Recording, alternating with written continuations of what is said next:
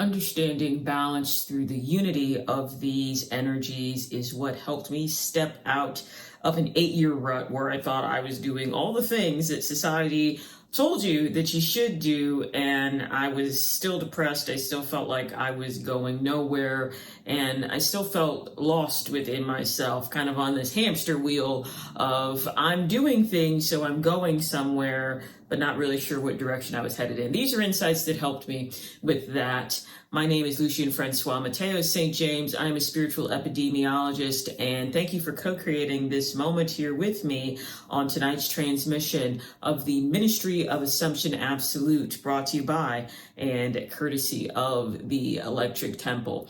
And tonight's message was inspired by, so I was reading an article. I'm always reading all types of different things, all types of different perspectives, because we're here. You are the all that is. You're an individualized expression of God, which means everything on this plane that we see contains the all of everything of source consciousness. Or as I like to say, that all of the pieces are made of the whole, and the whole is made of pieces, and that there is no separation between the two. And I was reading an article, and in that article, and this doesn't come up too much in my sphere anymore, but it was the hyper masculine, and I'm going to talk about this a little bit more, but the hyper masculine, if you don't like what you see in your life, you should just do more, you should force more, you should push more, you should be ashamed of yourself. And the particular stance of the article told a story of someone who's following their passion and is making $28,000 a year versus someone who, this person's friend they were talking about in the article, is making $150,000 at a corporate job, and this person was heralding, the $150,000 individual, which I guess it depends on where you're from, where you're at. I don't necessarily feel like that's like that much money, but this person was saying that like they can afford everything they want, and they didn't follow their feelings, they didn't follow their passion, they followed competence and the money, and that's why this person at $150,000 says. Here's the thing: I'm not saying anything like good or bad about $150,000. Even at $1 million, if you're sacrificing yourself for it, I think that's largely what got us into the societal position, that we're in. Everybody abandoning themselves for money. But, so I read through it, and what's attractive about these hyper masculine alpha stances, which I'm not saying they're completely wrong, I just don't think they're completely right. These hyper masculine alpha stances where, you just need to mute your emotions. It went in on like therapy culture and like how the inner child is your most undeveloped self. You definitely shouldn't be listening to it. Basically all the, it was essentially like an article against authenticity, because it was saying authenticity is not going to make you money.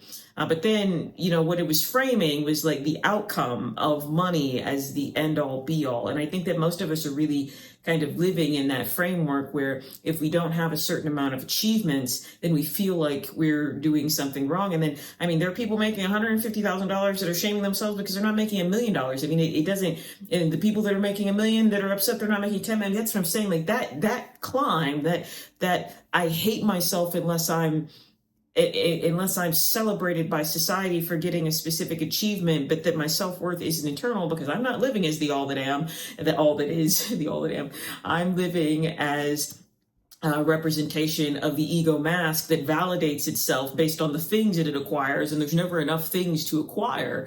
I think that narrative is really attractive to many individuals. What was crazy is that it was women that were commenting on the post being like, this is the kick in the ass that I needed.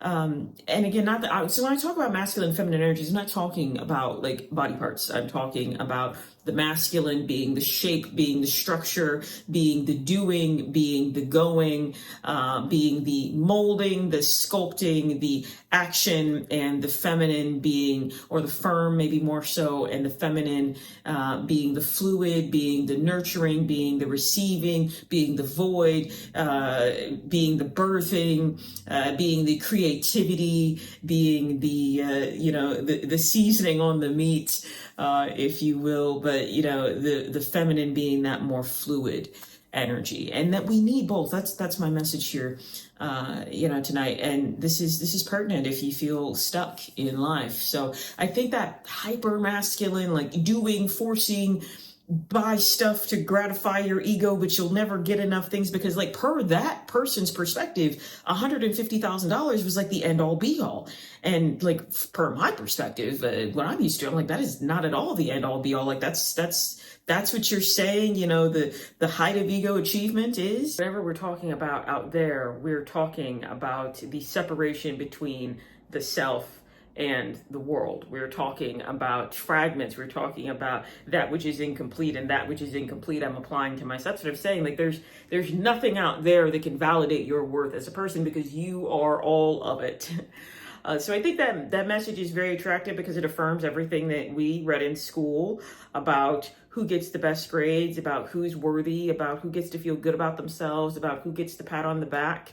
And a lot of us are still operating within that indoctrinated shame narrative of, I'm never going to be good enough. And here's the thing is that the ego is addicted to itself. It wants to believe its own stories, whether those stories are, now you need a self-concept to operate on this plane. So I don't think that we can really get rid of, I just wrote an article about this, or an essay rather, on the Liberation Chronicle Substack community. So that is free to you. I would encourage you, if you've been following along on this channel, to join me there, and it's exclusive access to me and my poetry, musings, and insights and different things. But the ego is addicted to itself. It wants to believe its own story. So, I mean, it's in your best interest to consciously craft a story that is in the interest of the fulfillment of your desires, of how you want to see yourself. And most of us are living with inherited indoctrination of our parents of, why can't you be like your brother? Why can't you be more like Timmy down the street? Oh, you got an F. Oh, you didn't get this job. You didn't have kids by this certain age. Oh, you had kids by this certain age. You should be happy. Why aren't you happy? Well, you've got everything, and this kind of constant striving. I think those types of hyper masculine, those hyper doing, hyper efforting messages really appeal to that shame narrative that we're taught to internalize. Like, you're not good enough unless, but like, unless what? Unless what? Like, unless you're making $150,000. I mean, for some people, that's chump change. For some people, they'll never see that much money in their life. What is the difference between the worth of those two individuals? Nothing if you're looking at yourself as a total, as the all is an individualized expression of the I am. And then on the feminine side, when we talk about receiving, you have the messages of like, you don't have to do anything. Now, I do believe that manifestation is instant. I do believe that materialization unfolds, or at least that's been my experience of it. Additionally, but that manifestation is instant, but at the same time, we can't just like sit on a mountain and just like receive and just do nothing. We can't just like become these types of like idle, voided out bots that like don't do anything, but like we've opened ourselves up to the feminine to receive, and all we do is nurture ourselves all day. So if you're feeling lost, what I would say is that you just haven't been listening to yourself. You haven't been listening to your likes, to your dislikes. You might not have much access to what is, I was going to say what impassions you, but like what passion feels like for you. You might be medicating with scrolling, with alcohol. People are a form of medication. And what I mean by that is, if you're spending all your time with your friends, like, I have to have a very delicate balance of this, probably on the opposite side, because I love time with myself. So the friends that I have, they know they kind of have to, at some points in time, be more persistent, trying to get me to come out and do things. And I'm on the opposite side of things, where I try to balance my no's with a yes every now and again, because I am one to, I just kind of like, sit on that mountain, like, leave me alone. But I don't see that most people usually have that problem. Usually most people have the problem of having too many people in their lives. Like, they don't have any time to themselves. They have families, and then they have social groups, and then they have work, and they never have any time to themselves. And I know a lot of this from experience. So like, what was really limiting for me in terms of, this decade that I'm reflecting on in my 20s, and just feeling like I was spinning in place, it's because I wasn't listening to myself. It's because I had no connection to myself. So what I'm saying is that, like, this is a marrying of what it is that nourishes you, what calls out to you intuitively, what grabs your attention, what is it that's easy for you to pay attention to without you even necessarily trying, the things that, like, you don't have to try to care about, the things you don't have to try to focus on. that's that feminine there, that's the erotic. And when I say erotic, I mean like of sensation, of joy, of life, of vitality. That's what the feminine flame has to offer us. And the masculine flame then is like, what is the action? I was talking to a friend about this the other day, like, because we were talking about these different energies in business. And she was like, I really just don't want to do like online stuff because like, yeah, I don't want to do that, market that way. And I was like, well, in this day and age, that's just the easiest way to open the door to the energies that you are inviting into your space and offering the world. But regardless of using the internet or not using the internet, like if you don't use the internet, then like what's the way that, like, in what ways can you think of to open the door with action to invite people into your world for them to be enlightened by your insights and by your services? So what are the actions that would be in alignment or in accordance? That would be like the masculine. Because if we're all in doing, if we're strictly in the masculine, we're probably out of touch with the intuition. We're probably out of touch with feeling.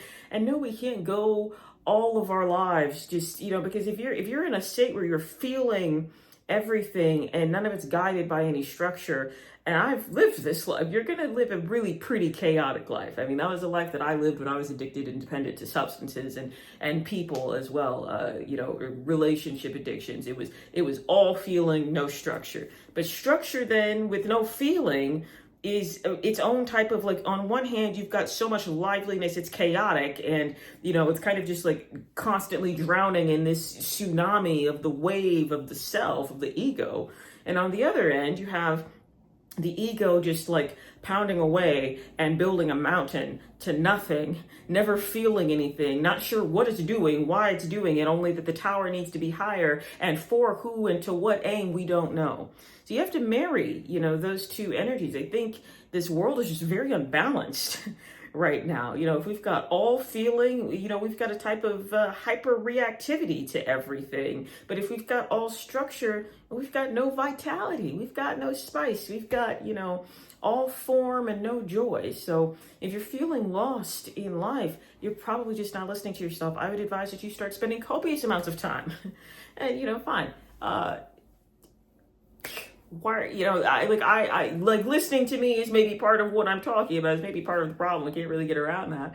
But you got to start listening. Fine, listen to me telling you to listen to yourself. You got to start spending more time with yourself, time away from the screens, time away from other people, time away from obligations. I know this is kind of a tricky time of year for most people because there's all this family holiday stuff coming up. If you participate in that, we let our jobs take us away from ourselves. I mean, we start distancing ourselves, or at least our understanding of self, and begin outsourcing that to external validation from a very young age. Again, we were taught that by the school system. We were taught that by our parents, who are living some type of externally validated or motivated understanding of self. Like, what did I get affirmed for, and what did I get shunned for, and how am I going to craft my understanding of self based on that? And then I'm handing that down to you, probably in a harsher way than it was given to me.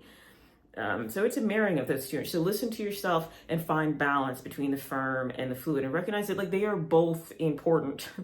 I've gotten whole freaking degrees, a master's degree, that, like, it was all structure and it was no passion. And I like that I learned that lesson the hard way. I mean, there's nothing that I can say that I went through that didn't show me something deeper about myself and tuned me to listen more to what my inner voice was saying. But of course, the inner voice then has to be guided by some structures. So, efforting and forcing and shaming yourself into a life that you don't desire for some type of external outcome so you can be, heralded by the dude bros, that's maybe not it. But at the same time, I mean, we don't want to drown. We don't want to drown in the sea of the senses and of feeling as well. So it's finding, it's the yin and the yang, as one might say. So wrapping up tonight's transmission of the Ministry of Assumption Absolute. Thank you so much for joining me, co-creating this moment with me. Again, remembering you are the all that is. Be kind to yourself and others, because everyone's just a version of you anyway. Until next time.